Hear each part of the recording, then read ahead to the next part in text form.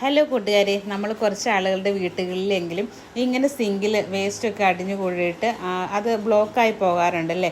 പിള്ളേരൊക്കെ ഉള്ള വീട്ടിലാണെങ്കിൽ അവർ പാത്രമൊക്കെ കൊണ്ട് നേരെ സിങ്കിലേക്ക് അങ്ങിടും. അതിലുള്ള വേസ്റ്റുകളെല്ലാം കെട്ടിക്കിടന്ന് നമ്മുടെ സിങ്ക് ബ്ലോക്ക് ആകാറുണ്ട്.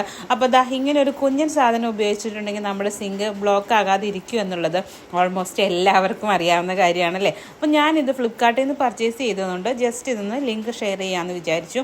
ഇനിയിപ്പം കടയിലൊന്നും പോയി വാങ്ങാൻ പറ്റാത്ത ആളുകൾക്ക് ഓൺലൈനിൽ തന്നെ നമുക്കത് പർച്ചേസ് ചെയ്യാൻ പറ്റും. നോക്കി നടക്കുകയും വേണ്ട, ആരെങ്കിലും ഇത് സെലക്ട് ചെയ്യാൻ വേണ്ടി നോക്കിയിരിക്കുന്നവർക്ക് ഉപകാരപ്പെടട്ടെ എന്ന് വിചാരിച്ചുകൊണ്ടൊരു വീഡിയോ ഷെയർ ചെയ്തതാണ്. ഇതിൻ്റെ അളവ് ഞാൻ ഈ രീതിയിനകത്ത് കാണിച്ചിട്ടുണ്ട്, ഏകദേശം 10 കേട്ടോ. അപ്പോൾ നമ്മുടെ സിങ്കിൻ്റെ വലിപ്പം അനുസരിച്ച് വേണം കേട്ടോ നമുക്കിത് നോക്കിയെടുക്കാൻ വേണ്ടിയിട്ട്. എൻ്റെ സിങ്കിന് ഇതാണ് സൂട്ടബിൾ ആയത്.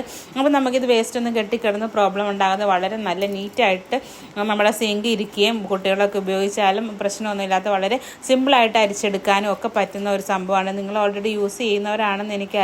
ആർക്കെങ്കിലും വാങ്ങാൻ താല്പര്യമുണ്ടെങ്കിൽ ഞാൻ ഫ്ലിപ്കാർട്ടിൻ്റെ ലിങ്കും കൂടെ ആഡ് ചെയ്യുന്നുണ്ട്. അപ്പോൾ അത്രേ ഉള്ളൂ ഇന്നത്തെ വീഡിയോ. താങ്ക്